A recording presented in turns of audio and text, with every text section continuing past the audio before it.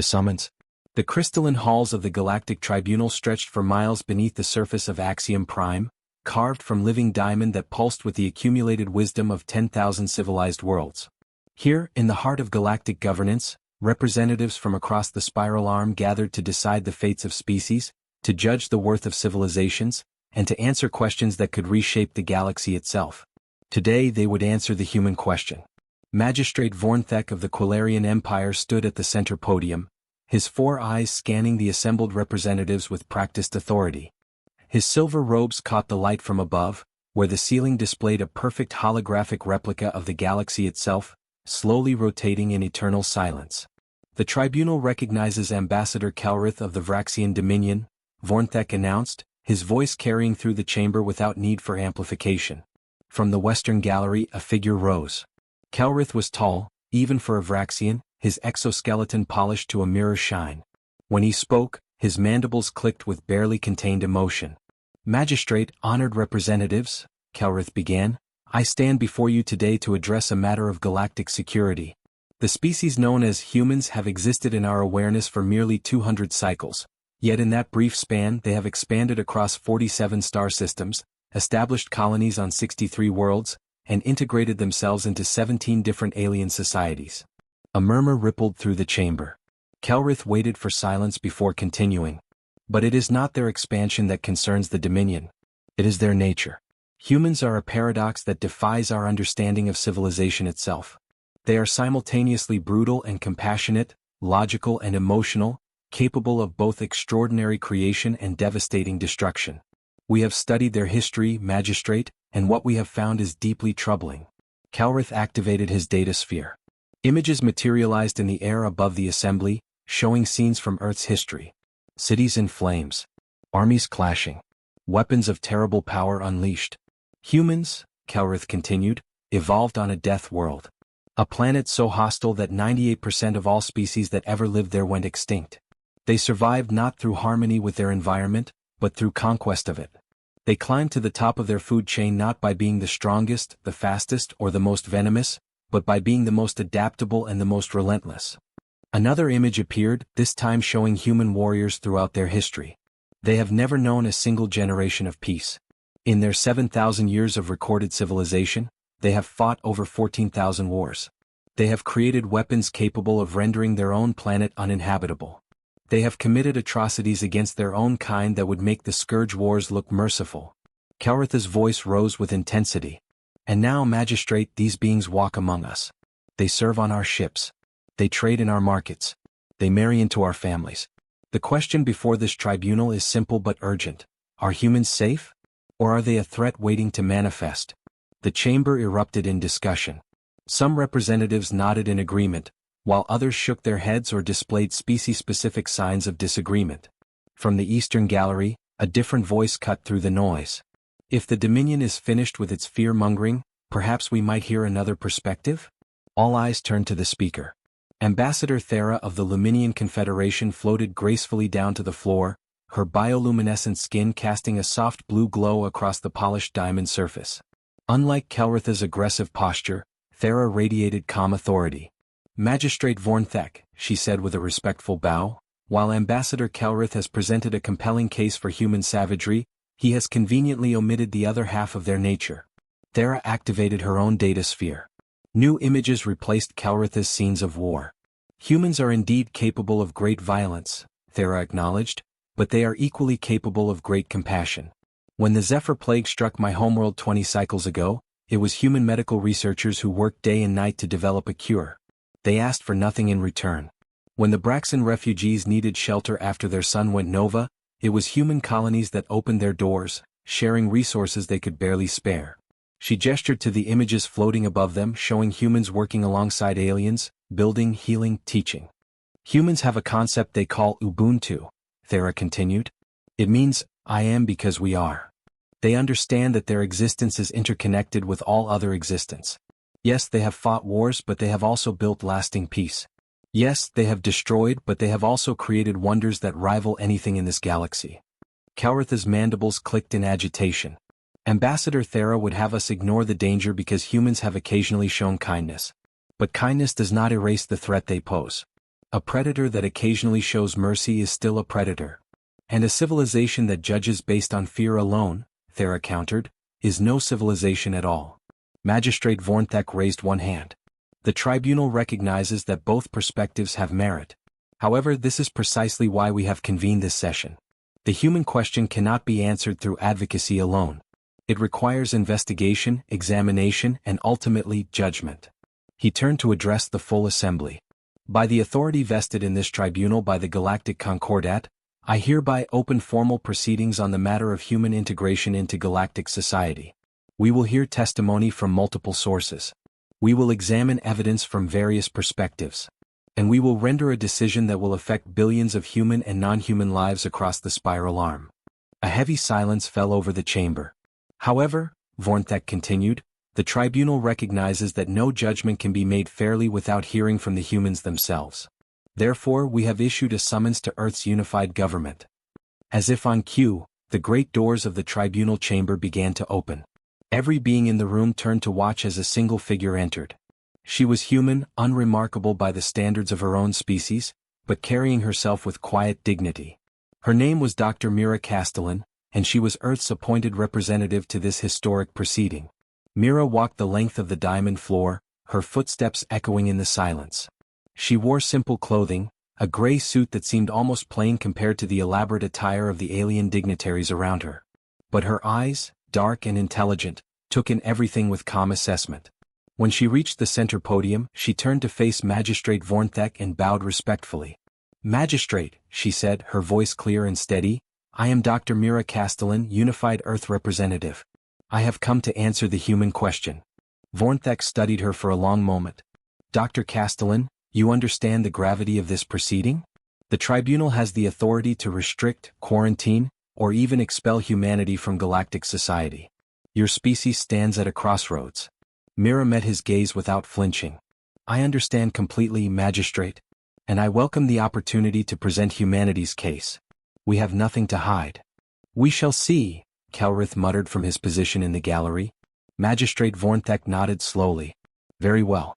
This tribunal is now in session. Over the next 7 phases, we will examine the nature of humanity from every angle. We will look at your history, your psychology, your potential, and your place in the galactic community. He struck the resonance crystal with his staff, and the sound rang through the chamber like a bell. Let the first phase of testimony begin tomorrow at dawn. Dr. Castellan, you will have the opportunity to present your opening statement. Use your time wisely. The future of your species may depend upon it. As the assembly began to disperse, Mira remained standing at the center podium, alone in the vast chamber.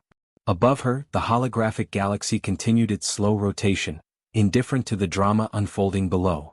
She looked up at it and whispered to herself, no pressure then. But despite her attempted humor, Mira felt the weight of billions of lives settling onto her shoulders. Somewhere out there in that spinning galaxy were human families, human children, human dreams. All of them depending on what happened in this chamber over the coming days. She thought of a phrase from her grandmother who had lived through Earth's final world war. When someone asks who you are, show them. Don't tell them. Mira smiled grimly. That was exactly what she intended to do. The human question had been asked. Now it was time to answer it. The history of violence. Dawn on Axiom Prime was unlike anything Mira had experienced on Earth. The binary suns rose in perfect synchronization, casting overlapping shadows across the crystal architecture. She had spent the night in quarters provided by the tribunal, reviewing her notes and preparing for what lay ahead. Now, as she entered the tribunal chamber for the second time, she found it already full. Word of the proceedings had spread across the local systems. The gallery seats were packed with representatives from dozens of species, all eager to witness the judgment of humanity. Magistrate Vornthek was already at his position.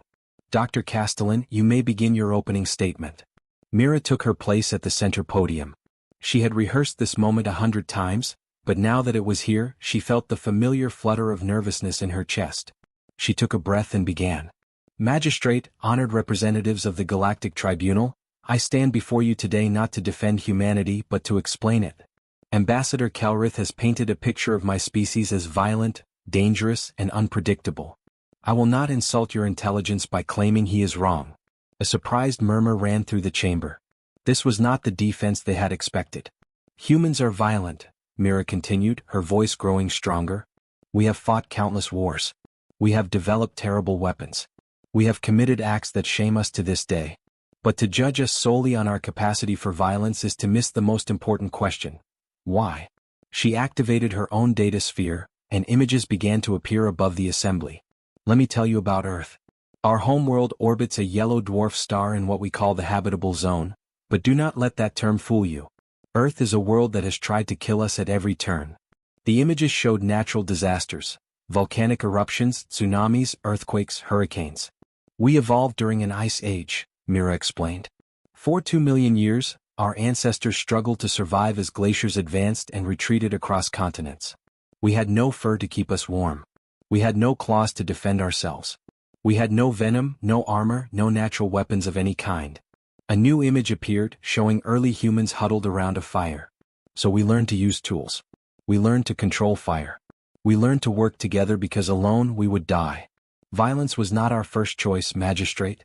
Cooperation was. We survived because we formed communities, because we shared knowledge, because we took care of those who could not take care of themselves. Ambassador Kelrith rose from his seat. With respect, Dr. Castellan, archaeological evidence shows that humans have been killing each other for tens of thousands of years. How do you explain that? Mira nodded, acknowledging the question. You're absolutely right, Ambassador. And I won't deny it. But let me ask you something in return. What were we fighting over? She changed the display to show ancient human settlements. Resources. Territory. Survival. In a world where food was scarce, where shelter meant the difference between life and death, where competing groups existed in close proximity, conflict was inevitable. But here's what's important. Even in our darkest times, even when we were killing each other over scraps, we never stopped cooperating within our groups. A human warrior who fought another tribe would still share his food with his own family. He would still protect his neighbors. He would still teach the children. We see this pattern throughout our history. Yes, we fought wars, but we also built civilizations. Yes, we created weapons, but we also created art, music, literature, and philosophy. We were never just one thing. We were always both. Ambassador Thera spoke up from her position. Dr. Castellan, your explanation provides context, but does it justify the scale of human violence?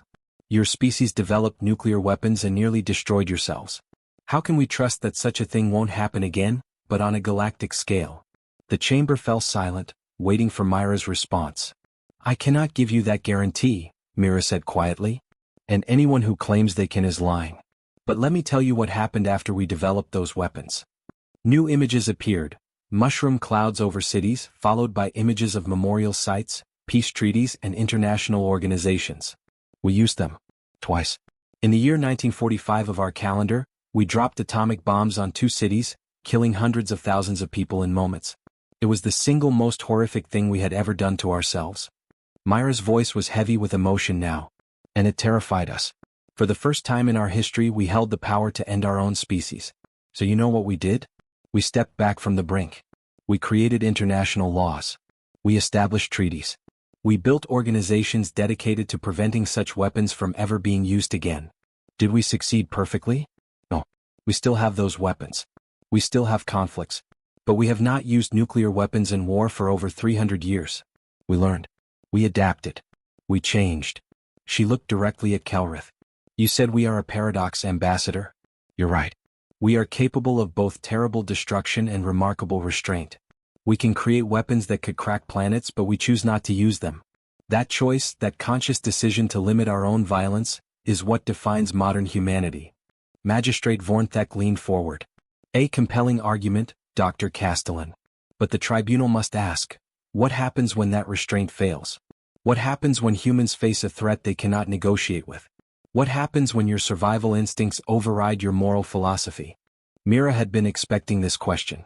Then we fight, Magistrate. We fight with everything we have. And yes, we can be terrifying when we fight. But let me tell you something about human violence that your records might not show. We always try peace first. She brought up a new set of images showing human diplomats, peacekeepers, and negotiators. In the last 500 years of human history, we have prevented dozens of major conflicts through diplomacy. We have mediated disputes between other species. We have provided neutral ground for negotiations. We have built a reputation not as warriors but as peacemakers. But when peace fails, she continued, When we are forced to defend ourselves or others, yes, we become dangerous. Any species that has survived as long as we have has learned how to fight. The question isn't whether we can be violent. The question is whether we can be trusted to use that violence appropriately. Ambassador Kelrith's mandibles clicked rapidly. And who decides what is appropriate, Dr. Castellan? Your species? You claim to fight only in defense, but every aggressor in history has claimed the same thing. You're right to be skeptical, Mira replied.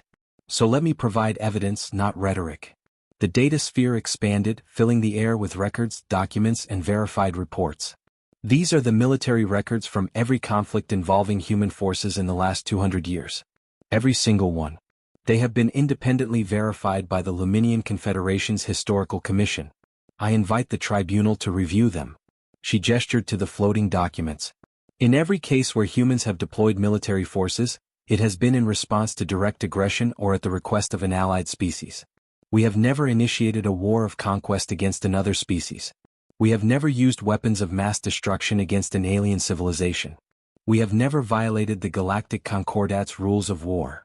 Furthermore, she continued, in 17 instances human forces have suffered significant casualties rather than escalate a conflict beyond acceptable parameters. We have sacrificed our own people to avoid civilian casualties among alien populations. Does that sound like a species that cannot control its violent nature? The chamber was silent now. Even Kelrith seemed to be reconsidering his position. Magistrate Vornthek studied the floating records for a long moment before speaking. Dr. Castellan, your evidence is persuasive. But the tribunal must consider not just your past actions, but your future potential. What guarantee can you offer that humanity will not, at some point in the future, become the very threat Ambassador Kelrith fears? Mira took a deep breath. This was the crucial moment. I can offer you only one guarantee, Magistrate, the truth. Humans are dangerous. We evolved as persistence predators.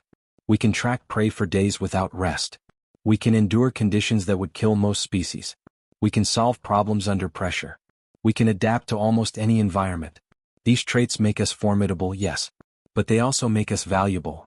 She looked around the chamber, making eye contact with as many representatives as possible. You want to know the truth about humans? Here it is. We are your neighbors, your colleagues, your friends. We are the engineers who fix your ships when conventional solutions fail. We are the doctors who work 20-hour shifts during medical emergencies. We are the explorers who volunteer for dangerous missions into unknown space. We are the diplomats who find compromise when all seems lost. We are dangerous, yes, but we are dangerous in service of something greater than ourselves. We believe in community. We believe in cooperation. We believe that the galaxy is better when we all work together. Myra's voice softened. My grandmother used to tell me a story from human mythology. There was a scorpion who wanted to cross a river but couldn't swim. He asked a frog to carry him across. The frog said, "You'll sting me." The scorpion replied, "Why would I do that? We'd both drown." So the frog agreed. Halfway across, the scorpion stung the frog. As they both sank beneath the water, the frog asked, "Why?" And the scorpion said, "It's my nature." She paused, letting the story sink in. Many species in this galaxy would hear that story and see it as a warning about humans. But we tell that story as a warning about ourselves. We know what we are capable of. We know our own nature. And we spend every day of our lives choosing to be better than our instincts. That is the human question, Magistrate. Not whether we are capable of violence, but whether we are capable of choosing peace despite that capacity. And I submit to this tribunal that 200 years of coexistence with galactic society has proven that we are. Magistrate Vornthek was silent for a long moment. Finally he spoke. The tribunal will consider your testimony, Dr. Castellan. However, this is only the beginning of our inquiry. Tomorrow we will examine the psychological aspects of human behavior. You are dismissed until then. As the assembly began to disperse, Ambassador Thera approached Mira. That was well done, the Luminian said softly. But you know that Kelrith will not give up so easily. He believes humans are a threat, and he will do everything in his power to prove it. Mira nodded. I know. But I meant what I said in there. We have nothing to hide. The truth about humanity is both our greatest weakness and our greatest strength. Let us hope the tribunal sees it that way, Thera replied. As Mira left the chamber, she felt both exhausted and energized. The first day had gone well, but she knew the hardest challenges were still ahead. The human question was far from answered. The mind of a predator. The third day of the tribunal began differently. Instead of the grand chamber, Mira was escorted to a smaller room deeper within the crystal complex. The space was circular, with walls that seemed to shift and shimmer with internal light. At the center stood a single chair, clearly meant for her. Around the perimeter, seated in elevated positions, were 5 figures. Mira recognized them immediately: the tribunal's psychological assessment panel. These were not politicians or diplomats, but scientists, scholars who specialized in xenopsychology and behavioral analysis. The lead figure introduced herself as Dr. Zionar, a Cortexian whose species was renowned for their understanding of cognitive patterns across different life forms. Her body was serpentine, coiling around her elevated seat, and her 3 eyes studied Mira with unnerving intensity. "Dr. Castellan," Zionar began, her voice like wind chimes, "please sit. We have much to discuss." Mira took the seat, feeling exposed in the center of the room. "Today," Zionar continued, "we will not discuss your history or your actions. We will discuss your minds. The tribunal has asked us to evaluate human psychology and determine whether your species possesses the mental frameworks necessary for safe integration into galactic society." Another panelist spoke up, a Vorlesian named Dr. Carthex, whose crystalline form refracted light into rainbow patterns. "Our initial studies of human cognition have revealed several concerning patterns. Humans exhibit what we call predator psychology, a set of cognitive traits that evolved in species that hunted for survival. This includes pattern recognition, strategic thinking, and most concerning, the ability to predict and manipulate the behavior of prey." Mira felt her heart rate increase but kept her voice calm. "Doctor, every species in this galaxy exhibits some form of strategic thinking. How is human cognition fundamentally different?" "An excellent question," Dr. Zionar replied. "Allow me to demonstrate. Dr. Castellan, I'm going to show you a series of images. Please describe what you see." The walls of the chamber suddenly displayed a scene, an alien marketplace on some distant world. Various species moved through the space, conducting commerce. "What do you see?" Zionar asked. Mira studied the image. A marketplace. Multiple species interacting. The Vaxian merchant on the left is trying to attract customers, but his prices are displayed too high, suggesting room for negotiation. The Leminian couple in the center are arguing about something, probably which stall to visit next based on their body language. The young Thrixian in the background is watching the crowd instead of the goods, which suggests either boredom or that they're looking for someone. The room fell silent. "You see," Dr. Carthex said to his colleagues. "Even in a simple commercial scene, the human immediately begins analyzing behavior, inferring intention, and predicting outcomes. This is predator psychology at work. Humans are constantly hunting for information, constantly assessing threats and opportunities." "Is that problematic?" Mira asked, feeling defensive. Dr. Zionar's eyes whirled, and what Mira had learned was their equivalent of a smile. "That depends entirely on how such abilities are used, Dr. Castellan. But you must understand our concern. Humans are perhaps the most socially sophisticated predators we have ever encountered. You don't just track physical prey. You track ideas, emotions, social dynamics. You can read a room the way a stalker reads terrain." A third panelist, whose name Mira hadn't caught, spoke up. "Let us try another exercise. Dr. Castellan, imagine you are in a room with 5 aliens of different species. One of them means you harm but has not revealed this intention. How would you identify the threat?" Mira thought carefully before answering. "I would observe their behavior.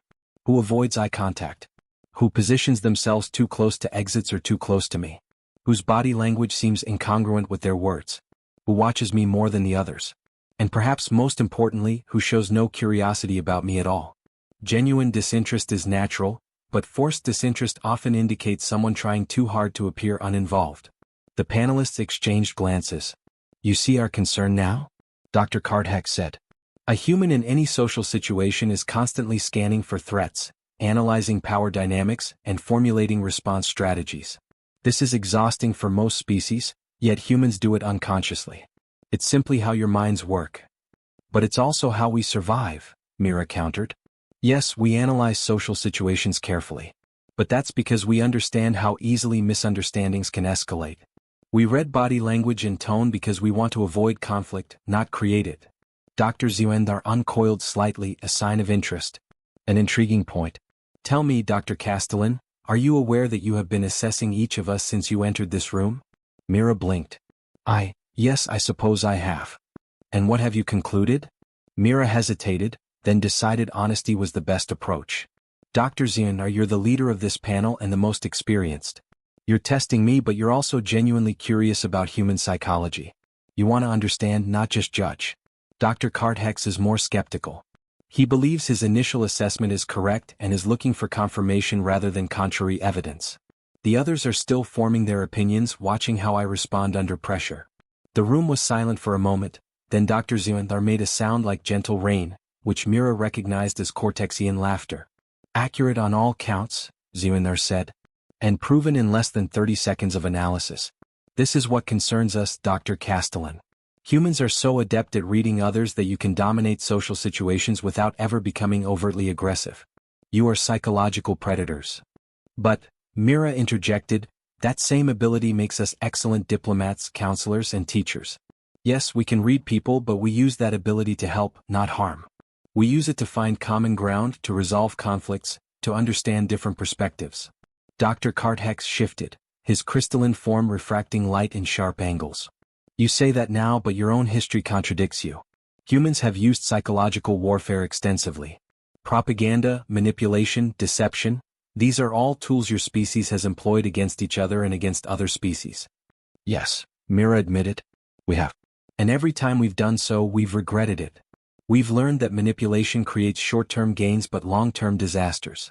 Modern human society specifically teaches against such manipulation. We have ethics boards, transparency requirements, and accountability systems precisely because we understand the dangers of our own psychological capabilities. A fourth panelist finally spoke, a being whose species Mira didn't recognize. Dr. Castellan, let us discuss human empathy. Your species claims to value compassion, yet you are also capable of extraordinary cruelty. How do you explain this contradiction? Mira took a deep breath. It's not a contradiction. It's a range. Humans have the capacity for deep empathy because we evolved as social creatures. We needed to understand and care for each other to survive. But we also have the capacity to turn off that empathy when we perceive a threat to our group. It's a survival mechanism. A dangerous one, the panelist observed. Yes, Mira agreed. But also one we've learned to control. Modern humans are taught from childhood to extend their circle of empathy beyond their immediate group. We learn to see other species not as other, but as part of our extended community. It's not perfect, but it's effective. Dr. Xian interjected. Yet humans maintain strong in-group preferences. Family, nation, species, you naturally prioritize those closest to you. How can we trust that human empathy will extend to all galactic citizens equally? You can't, Mira said bluntly. No species can claim perfect universal empathy. But humans have something unique. We have a strong moral framework that compels us to act against our natural preferences when we believe it's right to do so. She leaned forward, emphasizing her point. We have humans who dedicate their lives to helping alien species they'll never meet. We have human parents who adopt alien children. We have human soldiers who've given their lives to protect alien civilians. This isn't just empathy, it's choice. We choose to care even when our instincts don't automatically do so. But choice can change, Dr. Carthex argued. What happens when humans decide the cost of cooperation is too high? What happens when your survival instincts override your moral choices? Then we would be no different than any other species, Mira replied. Every civilization in this galaxy faces the same tension between self-interest and cooperation. The question isn't whether humans are perfect. We're not. The question is whether we're trying. And I believe 200 years of peaceful coexistence proves that we are. Dr. Xian was quiet for a long moment, her three eyes studying Mira with an intensity that was almost uncomfortable. Dr. Castellan, she finally said, I want to try one more exercise. I'm going to present you with a moral dilemma. Please answer honestly, as your response will be analyzed for insight into human ethical reasoning. I understand, Mira said. Imagine you are the captain of a human vessel with a crew of 50. You encounter an alien ship that is badly damaged with 100 survivors aboard. Your ship has enough life support to save either your crew or the aliens, but not both. The aliens are from a species humanity has never encountered before. What do you do?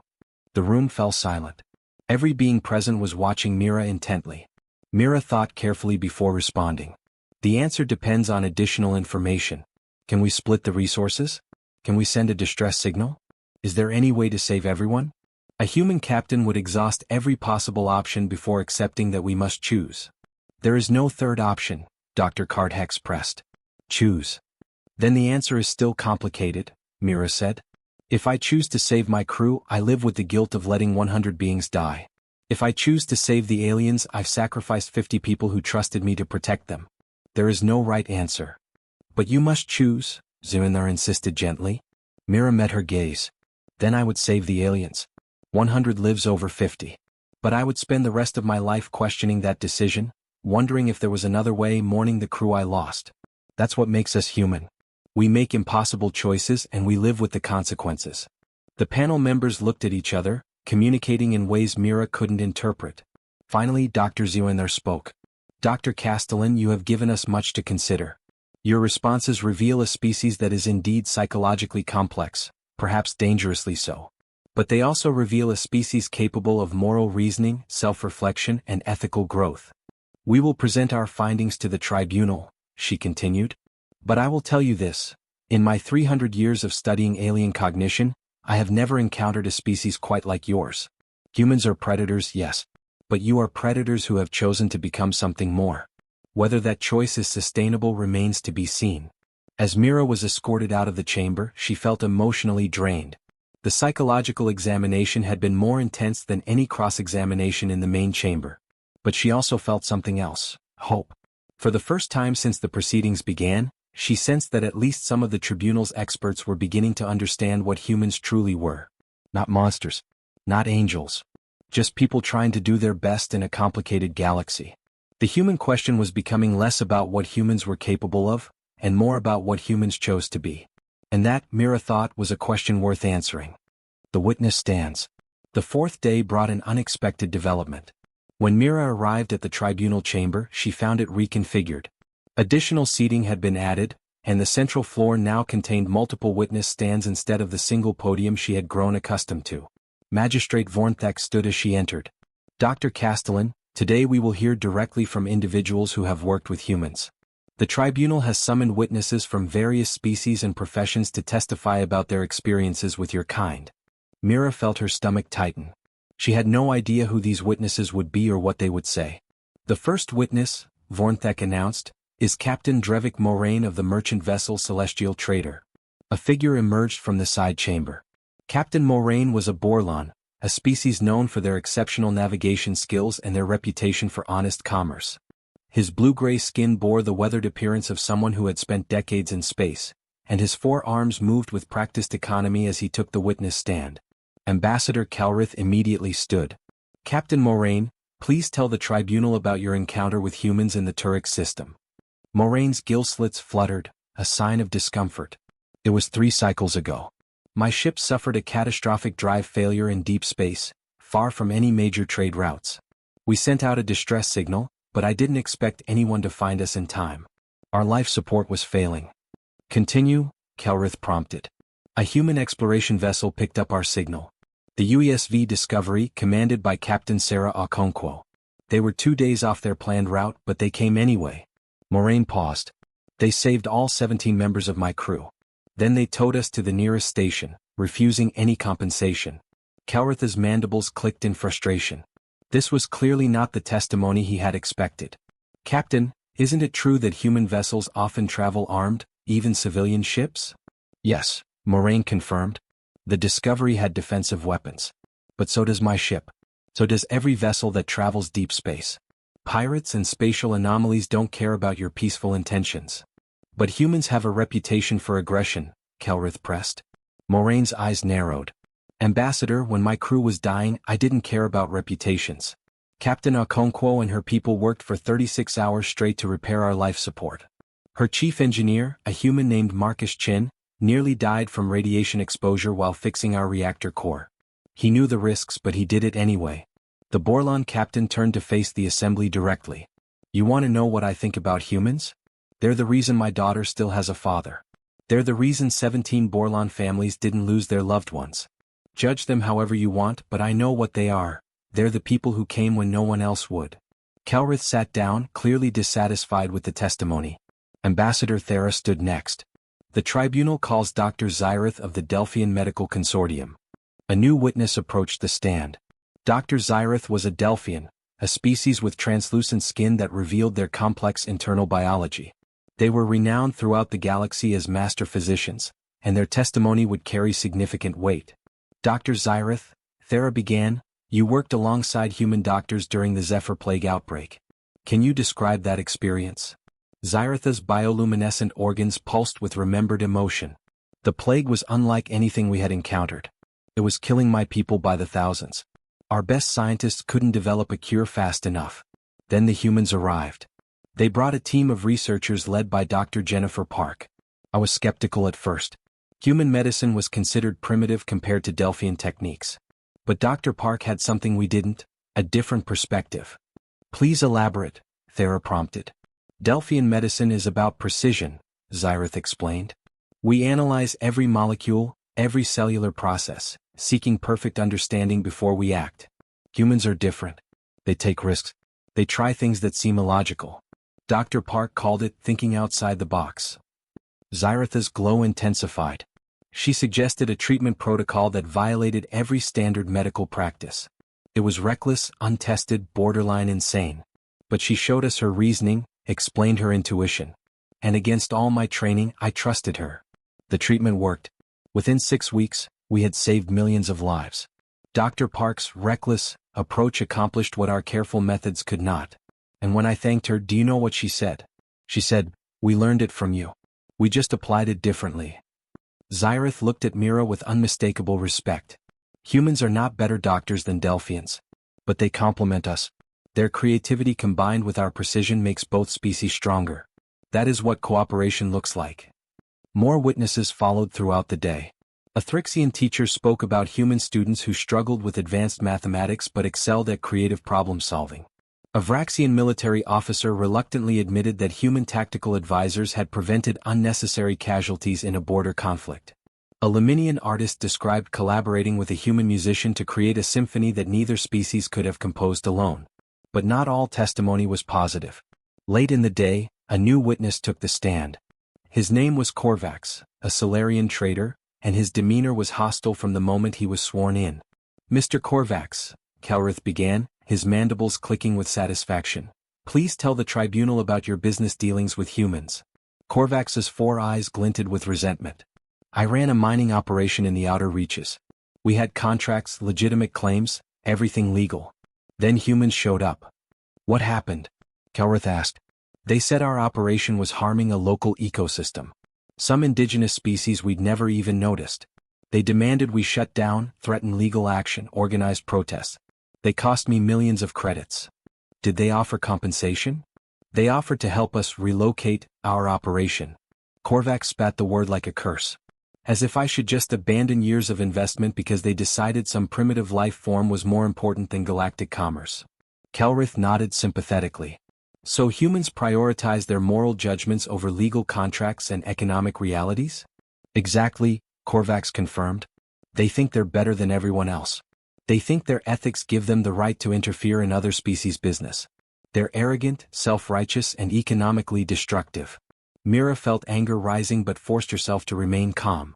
This was exactly the kind of testimony Kelrith had been waiting for. When it was her turn to question the witness, Mira approached the stand carefully. Mr. Korvax, she began, was your mining operation actually harming the local ecosystem? That's a matter of interpretation, Korvax replied dismissively. I don't think it is. The tribunal has access to environmental surveys from that period. Mira activated a data display. According to independent Laminian scientists, your operation was releasing toxins that would have rendered the planet uninhabitable within 20 years. The indigenous species you mentioned? They were sentient, Mr. Korvax. Not advanced technologically but sentient nonetheless. Korvax's expression hardened. That was never proven. It was proven, Mira countered. The Confederation's Science Council confirmed it. Your operation was committing what galactic law defines as genocide, whether intentionally or not. Humans didn't shut you down because we're arrogant. We shut you down because what you were doing was illegal under the Concordat's protection of sentient life. I lost everything, Korvax shouted. And an entire species got to live, Mira replied quietly. I'm sorry for your financial losses, Mr. Korvax. Truly. But would you really argue that your profits were worth more than the lives of 2 million sentient beings? The chamber fell silent. Even Kelrith seemed taken aback by the revelation. Magistrate Vornthek studied the data display carefully. "Mr. Korvax, why did you not mention the sentience of the indigenous population in your initial testimony?"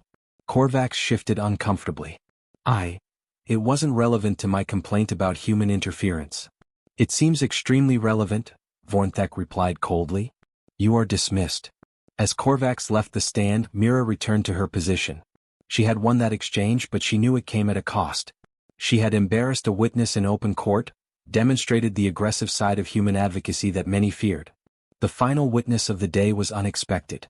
An elderly Quilarian approached the stand, moving slowly with the aid of a floating support platform. Magistrate Vornthek's eyes widened in recognition. "Elder Thanvar," Vornthek said with obvious respect, "the tribunal is honored by your presence." Thanvar waved a dismissive hand. "Spare me the formalities, Vornthek. I'm here because I have something to say, and at my age I don't waste time with protocol." A ripple of amusement ran through the chamber. "I have lived for 417 years, Thanvar began, his voice surprisingly strong. "I have seen species rise and fall. I have witnessed the integration of 23 different civilizations into galactic society. And I have never, in all my years, seen the tribunal waste so much time on such an obvious question." The chamber went silent. "Are humans dangerous?" Thanvar continued. "Of course they are. Every species is dangerous in its own way. The Vraxians can organize complex military operations across multiple star systems. The Leminians can manipulate energy fields that could level cities. The Quilarians, my own people, have bureaucratic systems so efficient we could economically destroy a civilization through legal mechanisms alone. Every species brings something powerful to the galactic community. The question has never been whether that power exists, but whether it's controlled by wisdom, ethics, and respect for others." Thanvar turned his gaze to Mira. "I have worked with humans for 70 years. I was part of the first contact team. I've seen them at their best and their worst. And I will tell you what I told the tribunal then and what I still believe now: humans are not perfect. But they are trying. And in a galaxy full of species who have given up trying, who have settled into complacency or arrogance, that effort means everything." He turned back to address the full assembly. "Judge humans if you must. But judge them fairly.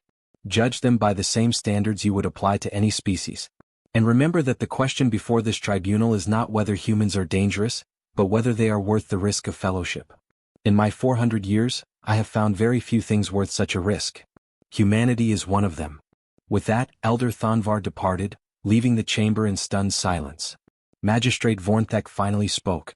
"The tribunal thanks all witnesses for their testimony. We will reconvene tomorrow for the 5th phase of proceedings. Dr. Castellan, you have presented your species well today.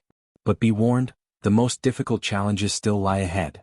As the assembly dispersed, Mira felt the weight of the day's testimony. They had heard from allies and enemies, from those who loved humans and those who feared them. But the question remained unanswered.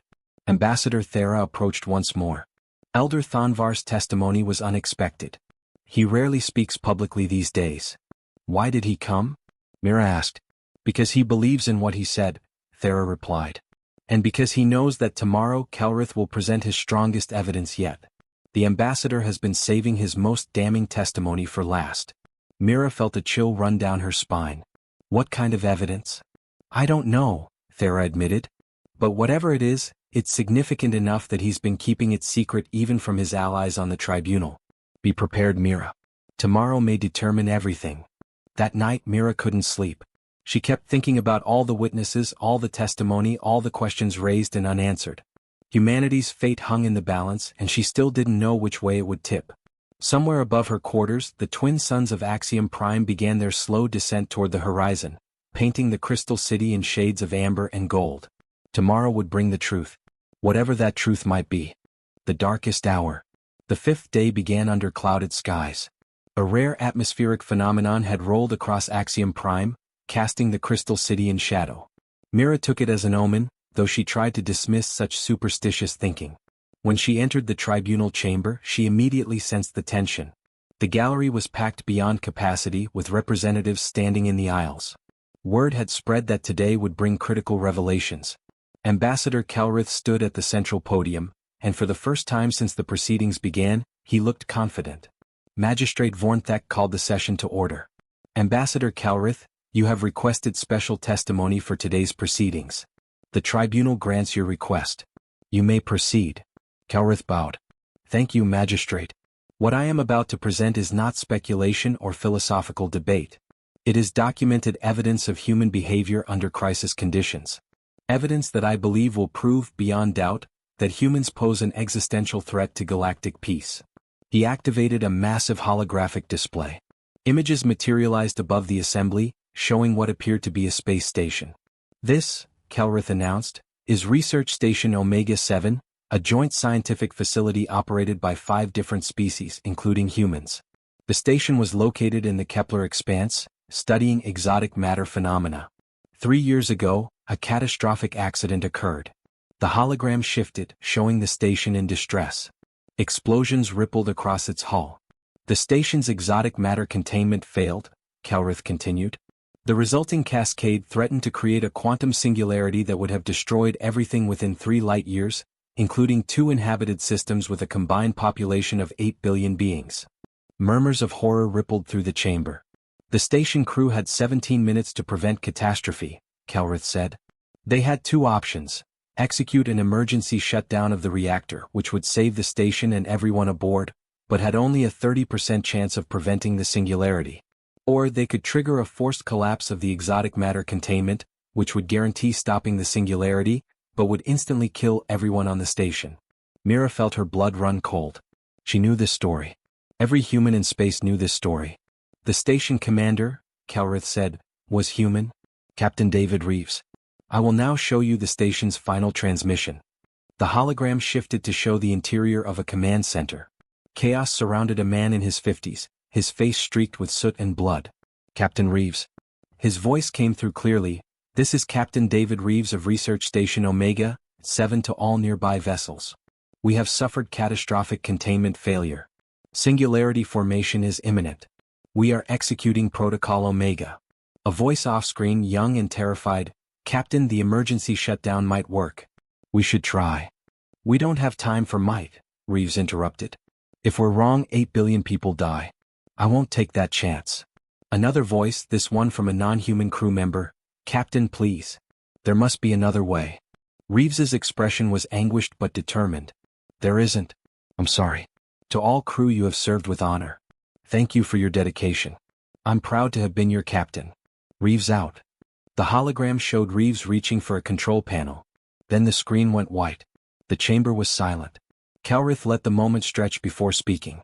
Captain Reeves and his crew of 143 beings died instantly. The forced collapse worked. The singularity was prevented. 8 billion lives were saved. He paused. But here is what the Dominion finds troubling. Captain Reeves made that decision in 47 seconds. Less than 1 minute to decide that 143 people, including himself, would die. He didn't consult with the other species represented on his crew. He didn't hold a vote. He didn't even try the safer option first. Kelrith turned to face Mira directly. He made a unilateral decision to sacrifice his crew based on his own judgment. This is what we fear about humans. When crisis comes, they don't deliberate. They don't seek consensus. They act. And they will sacrifice anything, including their own lives, to achieve what they believe is the greater good. Dr. Castellan, Kelrith continued, I do not question Captain Reeves's courage or his intentions. But I question whether any species should have that kind of decisiveness, that capacity for instant, irrevocable action. What happens when a human makes such a decision and they're wrong? The chamber erupted in discussion. Mira sat frozen, her mind racing. This was worse than she had anticipated. Kelrith had found a case where human decisiveness had led to mass death, even if that death had served a greater purpose. Magistrate Vornthak called for order. Dr. Castellan, you will have the opportunity to respond. But first, Ambassador Kelrith has indicated he has additional testimony related to this incident. Kelrith nodded. I call to the stand Dr. Mira Castellan. Mira's head snapped up. What? You were part of the investigation into the Omega-7 incident, were you not? Kelrith asked. Yes. I was part of the Safety Review Board. Then you are a witness to this event. Please take the stand. Mira rose on unsteady legs and moved to the witness position. This was highly irregular, calling the defendant as a witness, but the tribunal allowed it. Under oath, Kelrith began his questioning. Dr. Castellan, as part of the investigation, You reviewed all data from the incident. In your professional opinion, could the emergency shutdown have worked? Mira took a deep breath. The probability was calculated at 30%, yes. But it might have worked? Yes. So Captain Reeves chose certain death over a possible solution? He chose certain prevention over probable catastrophe, Mira corrected. But 143 people died, Dr. Castellan. Would they have voted for their own deaths if given the choice? Mira felt anger rising. We'll never know. They didn't have time to vote. Because Captain Reeves didn't give them that time, Kelrith pressed. He made the decision for them. He played God with their lives. He saved 8 billion people. Mira's voice rose despite her efforts to remain calm. At what cost? Kelrith demanded. How many times will humans make such calculations? How many times will they decide who lives and who dies based on their own judgment? Today it's a space station. Tomorrow it might be a planet. Where does it end? Before Mira could respond, a new voice cut through the chamber. It ends with honor. Everyone turned. A figure had entered from the side chamber, moving with the aid of a mobility frame. She was elderly, her hair white, her face lined with age. But her eyes were clear and sharp. Dr. Yashida, Magistrate Vornthek said with surprise, we did not expect you. I watched these proceedings from my quarters, the woman replied in slightly accented standard. I could not remain silent any longer. Mira recognized her now. Dr. Keiko Yashida, one of Earth's most respected scientists and philosophers. She had retired from public life 20 years ago, and her appearance here was shocking. Magistrate, may I speak? Yashida asked. After a moment's hesitation, Vornthek nodded. The tribunal recognizes Dr. Yashida. Yashida's mobility frame carried her to the center of the chamber. Despite her age, her voice was strong. I am 137 years old, she began. I was born before humanity ever left our solar system. I have lived through our first contact, our integration into galactic society, our mistakes and our triumphs. And I knew David Reeves. She looked at Kelrith. Ambassador, you ask where it ends. Let me tell you where it ends. It ends with choice. David Reeves chose to sacrifice himself and his crew. No one forced that decision upon him. He could have tried the shutdown. He could have abandoned the station. He could have sent a distress signal and waited for someone else to make the hard choice. But he didn't, Yashida continued. Because he understood something that I'm not sure this tribunal understands. The weight of responsibility. When you have the power to act, you have the responsibility to act. Not because you're better than others, not because you're smarter or stronger, but because someone has to. She turned to address the full assembly. You fear human decisiveness. You fear that we make choices too quickly, that we don't deliberate enough, that we act when we should discuss. But let me ask you, how many of you would have made a decision in that moment? How many of you would have accepted the burden of 143 deaths to save 8 billion lives? The chamber was silent. David Reeves didn't want to make that choice, Yashida said quietly. Before he died, he sent me a personal message. I received it 2 days later. He told me he was terrified. He told me he didn't know if he was doing the right thing. He told me that if there was any other way he would have taken it. But there wasn't. So he made the hardest choice a person can make. He chose to die so others could live. Tears were visible on her aged face now. That is what humanity is, Ambassador Kelrith. We are the people who make the hard choices when no one else will. We are the people who bear the burden of command, who accept the weight of responsibility, who live with our decisions even when they haunt us. Are we perfect? No. Are we always right? No. But we try. We try to do what's right even when we're not sure what right is. We try to save everyone even when we know we can't. We try to make the galaxy better even when it would be easier to look away. Yashida's voice grew stronger. You want to judge humanity? Then judge us on this. When crisis comes, we don't flee. We don't freeze. We don't wait for someone else to act. We step forward, we make the call, and we live with the consequences. If that makes us dangerous, then so be it. But it also makes us human. She turned to Mira. Dr. Castellan has defended our species admirably. But let me add one thing she might not say herself. Humans don't ask to be loved. We don't ask to be praised. We ask only to be understood. And if you cannot understand why David Reeves did what he did, then you will never understand humanity at all. With that, Dr. Yashida returned to her mobility frame and departed the chamber, leaving absolute silence in her wake. Finally, Magistrate Vornthek spoke. The tribunal requires time to process what we have heard today. We will reconvene tomorrow for the sixth phase. Dr. Castellan, you are dismissed from the witness stand. As the assembly began to disperse, Mira remained standing, emotionally devastated by what had transpired. Ambassador Thera approached, her bioluminescence dim with concern. That testimony, Thera said quietly, could go either way. Yashida's words were powerful, but Kelritha's evidence was damning. I know, Mira whispered. God help me, I know. That night, Mira found herself unable to return to her quarters. Instead, she wandered the crystal halls of Axiom Prime, lost in thought. Eventually, she found herself in an observation dome, staring out at the stars. Somewhere out there was Earth. Somewhere out there were billions of humans, unaware that their future hung in the balance. Living their lives, loving their families, pursuing their dreams, never knowing that a tribunal of aliens was deciding whether they deserved to be part of the galactic community. Beautiful, isn't it? Mira turned to find Dr. Yashida entering the dome, her mobility frame moving silently across the floor. Dr. Yashida, Mira said with surprise, I didn't know anyone else was here. I couldn't sleep, the elderly scientist admitted. At my age, sleep becomes optional anyway. They stood together in silence for a moment, watching the stars. Thank you, Mira finally said. For what you said today. For defending Captain Reeves. For defending all of us. Yashida smiled sadly. David was my student once, did you know that? Brilliant mind. Kind heart. He should have lived another 50 years, should have seen his grandchildren grow up. But he made his choice and he lived with it for exactly 47 seconds. Do you think the tribunal will understand? Mira asked.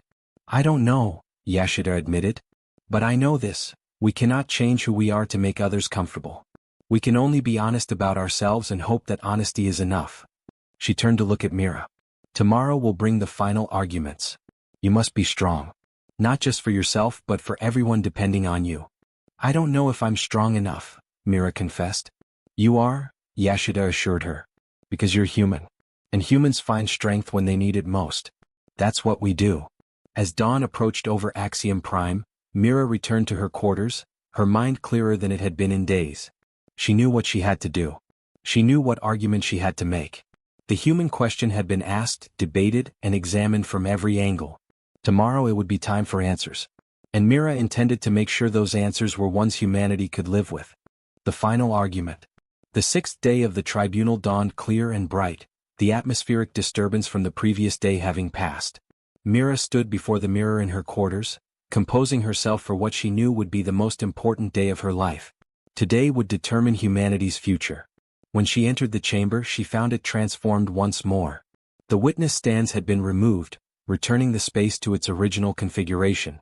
But something was different. The air felt charged, electric with anticipation. Every seat was filled, and the holographic feed showed millions of beings across dozens of worlds watching the proceedings live. The human question had become the galaxy's question. Magistrate Vornthek stood as Mira took her position. Dr. Castellan, today we enter the final phase of substantive argument.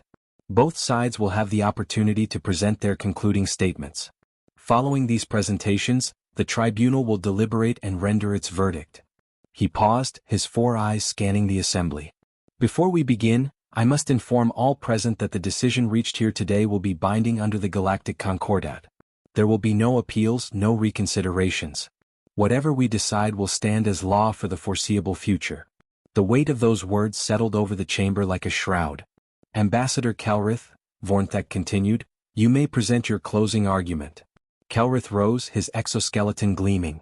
For a moment he simply stood there, letting the silence build. When he finally spoke, his voice was surprisingly gentle. Honored magistrate, representatives of the tribunal, I have spent this proceeding painting humans as dangerous. And they are. But I want to begin my closing argument by acknowledging something I have perhaps not said clearly enough.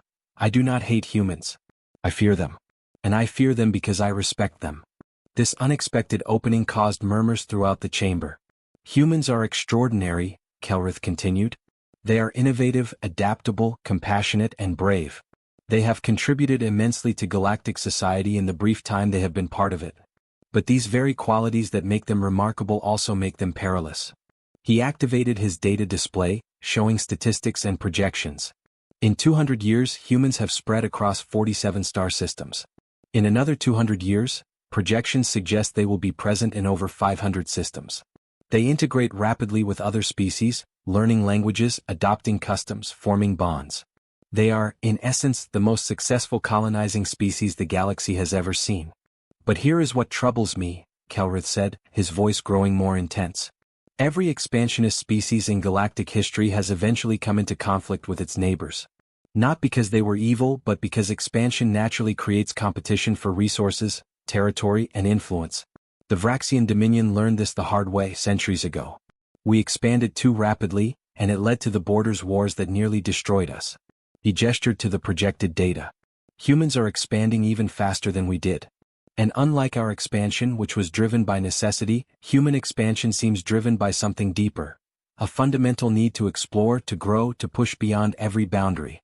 They call it manifest destiny, the idea that humanity's purpose is to spread throughout the cosmos. Now, perhaps you think this is admirable, Kelrith continued. Perhaps you see it as ambition and curiosity. But I ask you to consider, what happens when human expansion encounters something it cannot overcome? What happens when they meet a species that cannot be negotiated with, that cannot be befriended, that exists only to destroy? He paused for effect. I fear, that humans will fight. And when they fight, they will use every terrible weapon they have ever conceived. They will employ the decisiveness we saw in Captain Reeves, but on a massive scale. They will make choices that affect billions of lives in moments, with no consultation, no consensus, only their own judgment of what is necessary. And perhaps they will be right, Kelrith admitted. Perhaps their choices will save us all. But what if they're wrong? What if their decisiveness leads to catastrophe? What if their expansion creates the very conflict they claim to want to avoid? He turned to face Mira directly. Dr. Castellan has argued eloquently for her species. She has shown us human compassion, human creativity, human sacrifice. But she has not answered the fundamental question, how do we stop you? The chamber fell silent. If humans decide to do something, Kelrith continued, how do we prevent it? If humans believe they are right, how do we convince them otherwise? If humans think they must act, how do we stop them from acting? The answer, I fear, is that we cannot. And that is why, despite my respect for humanity, despite my acknowledgement of all the good humans have done, I must advocate for restrictions. He laid out his proposal. Limits on human expansion. Mandatory consultation before major decisions affecting other species. Independent oversight of human military operations. Not because humans are evil, but because they are too powerful to be left unchecked. Kelrith concluded, the Dominion does not seek humanity's expulsion. We seek only their restraint. We ask this tribunal to recognize that humans, for all their virtues, must be governed by more than their own conscience. The galaxy is too precious and the stakes too high to trust in human judgment alone. He sat down and the chamber erupted in discussion. Magistrate Vornthek called for order. Dr. Castellan, you may now present your closing argument. Mira stood and walked to the center of the chamber. She had prepared extensive notes, carefully researched arguments, statistics and evidence to counter every point Kelrith had made. But now, standing before the assembled representatives of galactic civilization, she realized that none of that mattered. This wasn't about data. It was about trust. Honorable Magistrate, members of the tribunal, Mira began, Ambassador Kelrith has asked how you can stop humanity if we choose a destructive path. It's a fair question and it deserves an honest answer. She took a breath. You can't stop us. Not really. If humans were truly determined to do harm, if we abandoned our ethics and embraced our capacity for violence, there is nothing this tribunal could do to prevent it. Restrictions, oversight, limitations, these would only work if we chose to respect them. Shocked murmurs ran through the assembly. This was not the denial they had expected. But here's what Ambassador Kelrith hasn't considered, Mira continued. The same is true of every species in this chamber. The Vraxians have military capabilities that could devastate half the spiral arm if they chose to deploy them. The Leminians could manipulate stellar energy in ways that would make suns go nova. The Quilarians control enough economic power to collapse entire civilizations through market manipulation. Every species here is dangerous. Every civilization has the capacity for destruction. The question has never been whether we have that power. The question is whether we have the wisdom not to use it. Mira began to walk among the tribunal members, speaking directly to them. Ambassador Kelrith fears human decisiveness. He showed you Captain Reeves making an impossible choice in 47 seconds. But let me show you something else. She activated her own display, showing a different scene. A meeting room decades earlier filled with human leaders. This, Mira explained, is the moment humanity decided whether to pursue membership in the Galactic Concordat. It took us 7 years of internal debate. 7 years of arguments, votes, revisions, and compromises. 7 years to make one choice. Because when we have time to deliberate, we do. When we can seek consensus, we do. When consultation is possible, we pursue it. But when there's no time, she continued, when the station is exploding and 8 billion lives hang in the balance, we act. Because someone has to. And yes, we might be wrong. But doing nothing is also a choice, and it's usually the worst one. Mira returned to the center of the chamber. Ambassador Kelrith proposes restrictions on humanity, limits to our expansion, oversight of our decisions. And I could argue against each of these proposals point by point. But instead, I want to ask this tribunal a different question. Is that the galaxy you want to live in? She gestured around the chamber. The Galactic Concordat was founded on principles of cooperation, mutual respect, and voluntary association. Species join because they choose to, because they believe in shared values, not because they're compelled or controlled. If you impose special restrictions on humanity, restrictions that apply to no other species, you're fundamentally changing what this concordat means. You're creating a hierarchy, Mira continued. Some species trusted to govern themselves, others requiring supervision. Some civilizations granted full rights, others given conditional membership. And once you create that precedent, where does it stop? Which species will be next to face such scrutiny? Which civilization will be next to have its choices questioned? She could see the tribunal members shifting uncomfortably. This argument was hitting home. Humans are not perfect, Mira said firmly. We make mistakes. We act rashly sometimes. We carry the scars of a violent history. But we have also demonstrated, over 200 years of peaceful coexistence, that we can be trusted. Not because we're infallible, but because we're committed to being better. Every day humans work alongside aliens. We form friendships that cross species barriers. We fall in love with beings who look nothing like us. We adopt children from other worlds and raise them as our own. We risk our lives to save people we've never met, from species we'd never encountered before we came to space. This is who we are. Not hypothetical threats, not statistical projections, but actual lived experience. Myra's voice grew passionate now. Ambassador Kelrith asks how you can stop us if we choose destruction. I answer, you can't. But you don't need to, because we stop ourselves. Every human carries within them the capacity for both great good and great evil, and every day we choose good. Not because someone forces us to, not because we're supervised or restricted, but because we want to.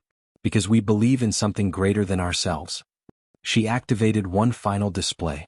Images of humans and aliens working together filled the air above the assembly. Scientists collaborating in labs. Doctors treating patients of all species. Teachers instructing diverse classrooms. Families that mixed multiple species into one loving unit. This is humanity's answer to the human question, Mira said softly. Not speeches or arguments, but actions. 200 years of choices.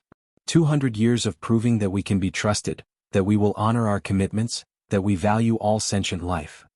Ambassador Kelrith says you must fear us because you cannot control us. I say you should trust us because we control ourselves.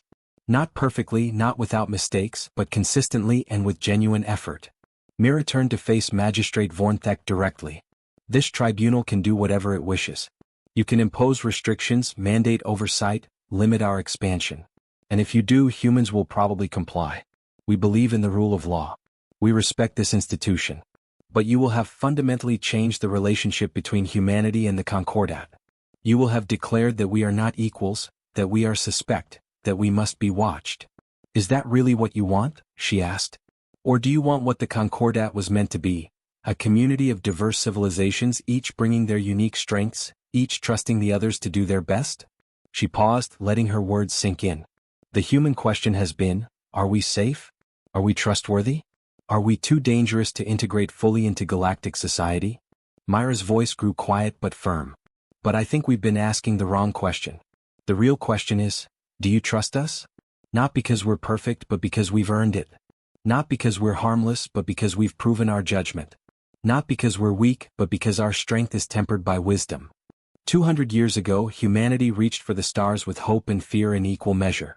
We hoped we would find friends among the cosmos. We feared we might find only enemies. Instead, we found you. We found civilizations older and wiser than our own. We found teachers and partners. We found a galaxy worth protecting. Myra's eyes swept across the chamber. Captain David Reeves died protecting that galaxy. Not just the humans on his station, but every sentient being within 3 light years. He made an impossible choice in an impossible moment, and he made it because he believed all life was worth saving. That's not the action of a threat. That's the action of someone who understands what the Concordat truly means. So I ask you, magistrate, members of this tribunal, what kind of galaxy do you want? One where we police each other out of fear? Or one where we trust each other because of our shared values? One where different species are held to different standards? Or one where we're all equal partners in building something greater? Myra's voice rose with conviction. Humanity offers you our strengths, our creativity, our determination, our willingness to make hard choices when necessary. But we also offer our weaknesses, our impatience, our emotional responses, our tendency to act before we think. We offer you all of ourselves, flaws and virtues together. We ask not for special treatment, but for equal standing. We ask not to be feared, but to be understood. She took a deep breath, preparing for her final words. The human question has been asked. My answer is simple: we are human. We are dangerous and kind. We are violent and peaceful. We are rational and emotional. We are all these things at once, just as every species here is a complex mix of traits, some admirable and some concerning. But more than anything else, we are trying. We are trying to be good neighbors. We are trying to contribute positively.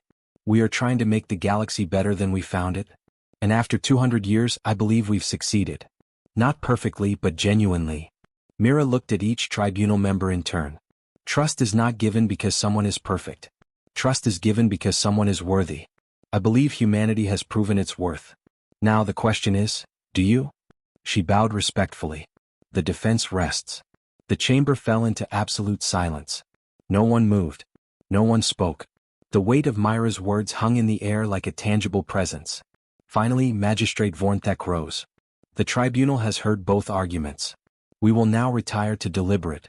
The proceedings are adjourned until we reach a verdict. As the tribunal members filed out, the gallery remained packed, no one willing to leave. Mira stood alone at the center of the chamber, suddenly exhausted. She had given everything she had. There was nothing left to do but wait. Ambassador Thera appeared at her side. That was remarkable, Mira. Whatever happens now, know that you represented your species with honor. Will it be enough? Mira asked quietly. I don't know, Thera admitted. The tribunal is deeply divided. Some believe humans are exactly what the Concordat needs. Others see you as a threat that must be contained. The deliberation could take hours, or days. But it took neither. Less than 2 hours later, Magistrate Vornthek returned to the chamber, followed by the other tribunal members. The speed of their return was shocking. Such a momentous decision should have taken much longer. Mira felt her heart racing as she returned to her position. The gallery fell silent. Vornthek stood at his podium, holding a crystalline tablet that contained the tribunal's decision. For a long moment he simply looked at it, his expression unreadable. Dr. Castellan, he finally said, please approach. Mira walked forward on legs that felt unsteady. This tribunal has deliberated on the human question, Vornthek began. We have heard testimony from multiple sources. We have examined evidence from various perspectives. We have debated the nature of humanity, the risks you pose, and the potential you offer. He paused, his 4 eyes meeting Myra's gaze.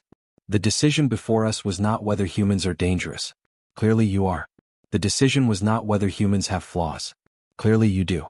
The decision was whether humanity's presence in galactic society is, on balance, beneficial or detrimental to the Concordat's mission of peace, prosperity, and mutual advancement. Mira held her breath. The tribunal has reached a decision, Vornthek announced. However, before I reveal that decision, I must share something unprecedented in the history of these proceedings. He looked around the chamber. During our deliberation, we received a communication from Elder Thanvar, who testified yesterday. He pointed out something that this tribunal had overlooked in our focus on the human question. We never asked humans what they wanted. Confusion rippled through the assembly. We have spent 6 days debating whether to accept humanity, restrict humanity, or reject humanity, Vornthek continued. But we never asked humans if they even wish to remain in the Concordat under whatever terms we might impose. Elder Thanvar suggested that perhaps the question should be reversed. Not should we allow humans, but rather, will humans allow us? He turned to Mira. Dr. Castellan, I ask you now, officially, if this tribunal imposes restrictions on humanity, limits to expansion, mandatory oversight, supervised decision-making, will your species comply? Or will you choose to leave the Concordat?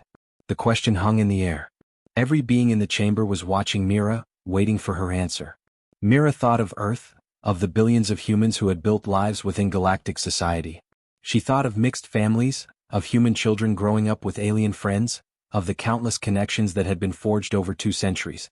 Magistrate, she said carefully, humanity values our place in the Concordat.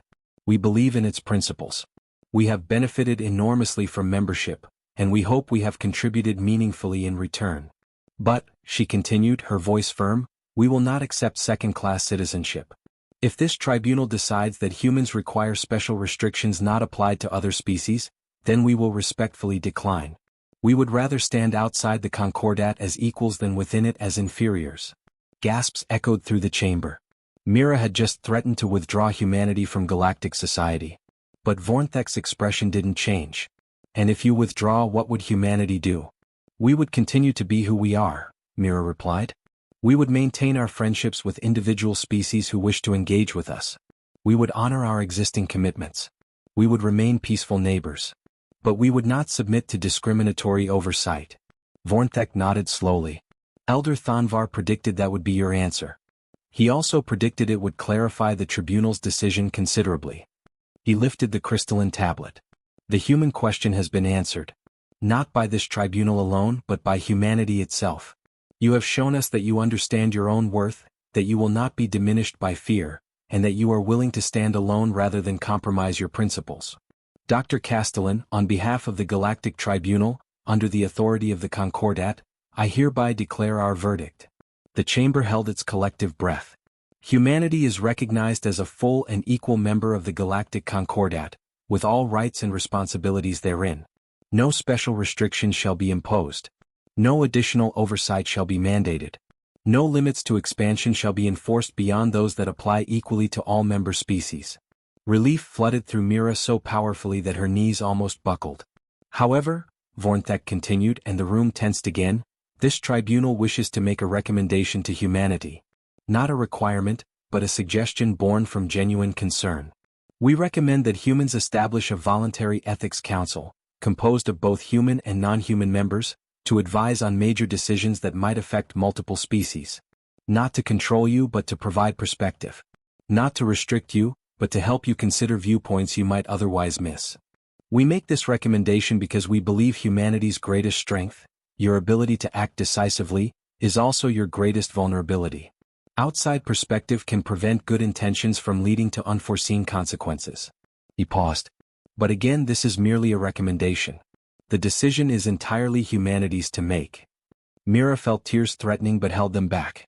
Magistrate, on behalf of humanity, I accept your recommendation with gratitude. We will establish such a council within 1 year. Then it is done, Vornthek declared. He struck the resonance crystal with his staff, and the sound rang through the chamber like a bell of victory. The human question is answered. The proceedings are concluded. May all species of the Concordat move forward together in peace and prosperity. The chamber erupted. Some representatives cheered. Others remained silent, processing the verdict. But the decision was final and binding. Ambassador Thera rushed forward to embrace Mira. You did it. You actually did it. Even Ambassador Kelrith approached, his mandibles clicking in a pattern that Mira recognized as respectful acknowledgement. Dr. Castellan, I still have reservations. But the tribunal has spoken, and the Dominion will honor its decision. Perhaps I was wrong to fear you. Time will tell. Time will tell for all of us, Mira replied, extending her hand. After a moment's hesitation, Kelrith took it in his upper claw. A gesture of peace between former adversaries. As the chamber slowly emptied, Mira found herself standing alone once more, looking up at the holographic galaxy spinning overhead. Somewhere in that vast spiral were billions of humans who could now move forward without restriction, without fear of being labeled as threats. Dr. Yashida appeared beside her.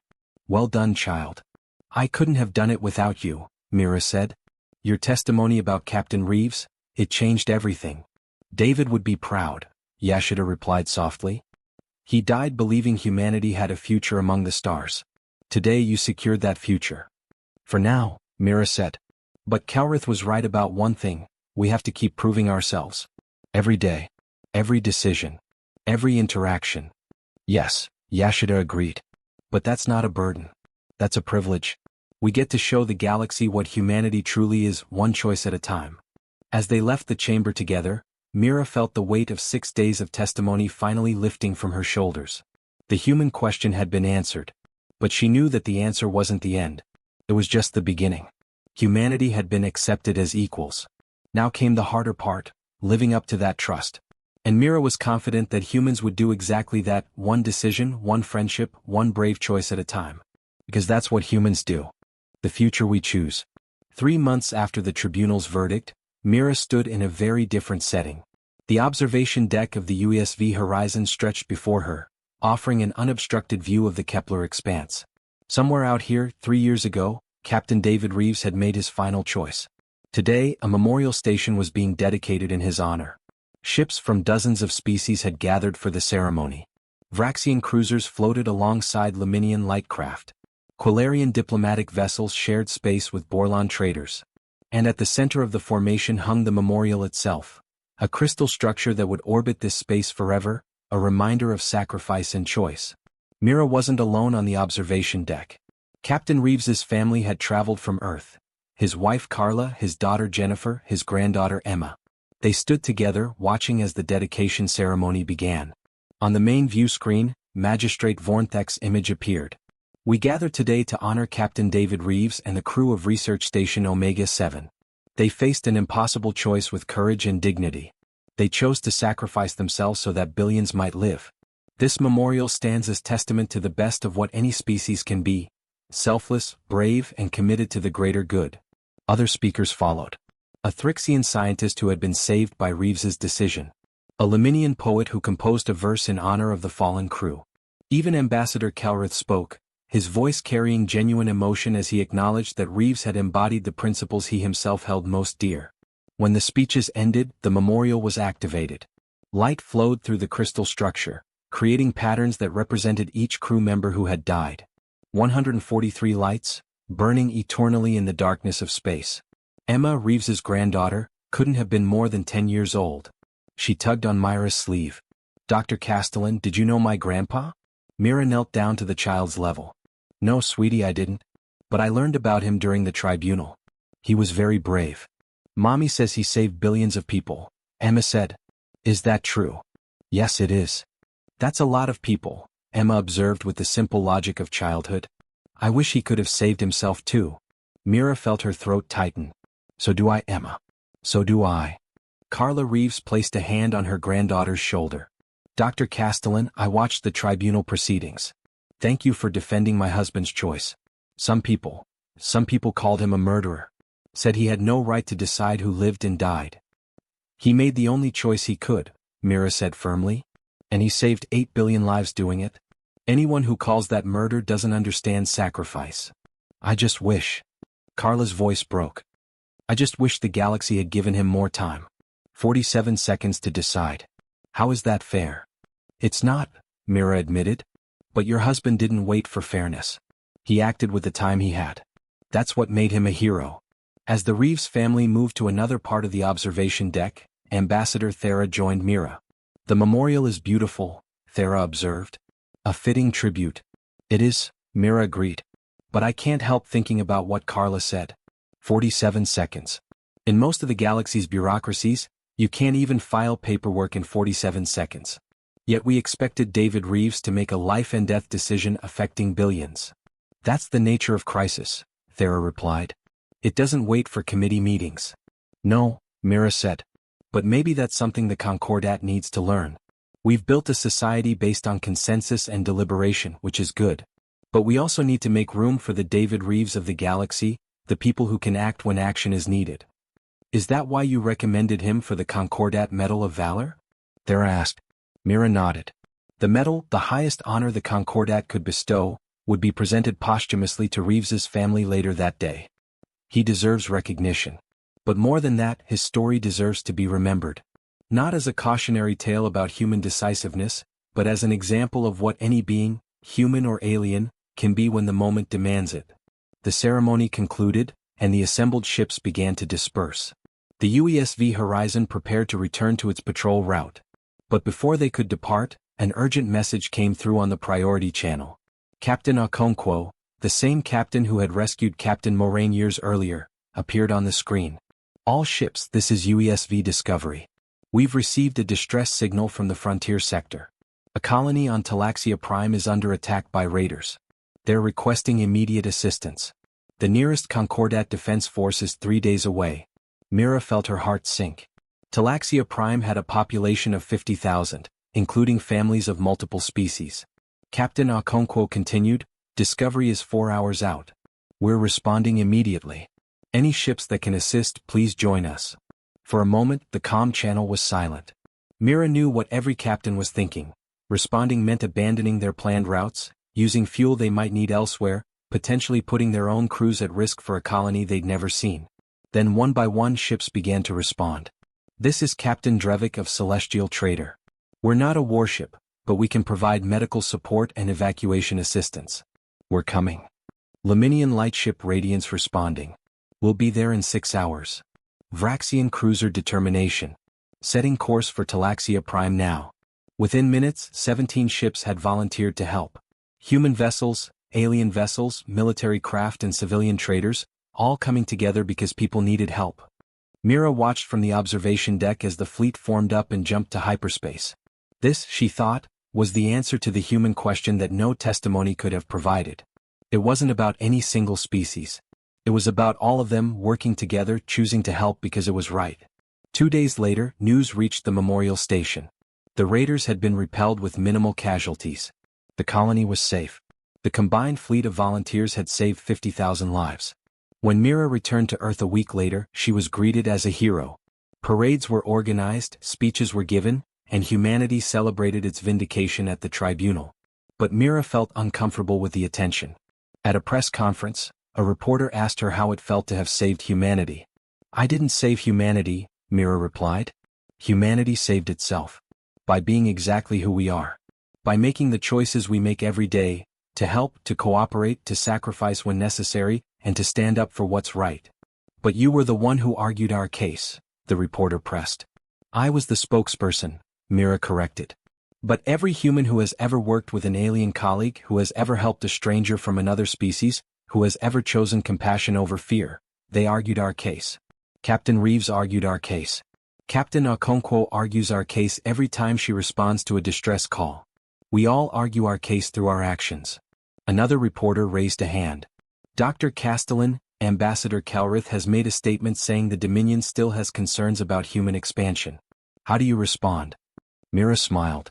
I respond by saying he's entitled to his concerns. And I hope that as we continue to prove ourselves through our actions, those concerns will ease. But if they don't, that's okay too. We don't need everyone to love us. We just need to be worthy of the trust placed in us. And are we, the reporter asked, worthy of that trust? Ask me in 100 years, Mira replied. Trust isn't proven in a moment. It's proven over time through consistent choices and actions. The tribunal gave us the opportunity to prove ourselves. Now we have to do the work. Later that evening, Mira found herself in her apartment, finally alone for the first time in weeks. She poured herself a glass of wine and stood on her balcony, looking up at the stars. Her communicator buzzed. It was a message from Dr. Yashida. Congratulations on your homecoming.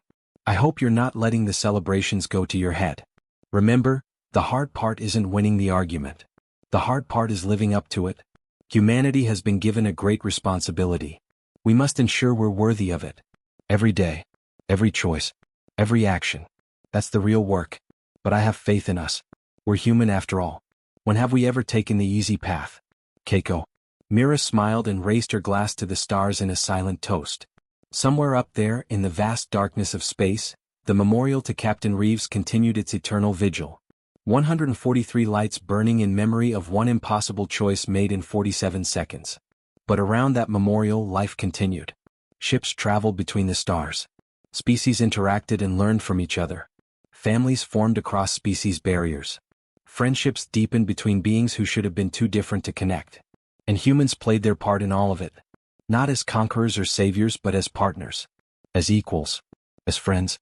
The human question had been answered, but Mira knew the real answer wasn't found in the tribunal's verdict. The real answer was being written every day by every human who chose to be kind, to be brave, to be thoughtful, to be helpful. One choice at a time. One day at a time. One friendship at a time. That was humanity's legacy. Not perfection but the constant striving for it. Not fearlessness but the courage to act despite fear. Not certainty, but the willingness to make difficult choices and live with the consequences. As Mira looked up at the stars, she thought about all the humans out there among them. Scientists and soldiers, doctors and diplomats, traders and teachers, parents and children. All of them carrying the weight of the tribunal's trust, whether they knew it or not. All of them proving, through their daily choices, that humanity deserved its place among the stars. The human question had been asked: are humans safe? Are they trustworthy? Are they worthy of fellowship? The answer was still being written. Not in words or verdicts but in actions and choices. And Mira believed, with every fiber of her being, that the answer would ultimately be yes. Not because humans were perfect, but because they tried. Because they cared. Because they believed in something greater than themselves. And in a galaxy full of wonders and dangers, of opportunities and challenges, that belief made all the difference. The human question had been answered. Now came the beautiful, terrifying, exhilarating work of proving that answer correct. One human at a time. One choice at a time. One day at a time. Forever.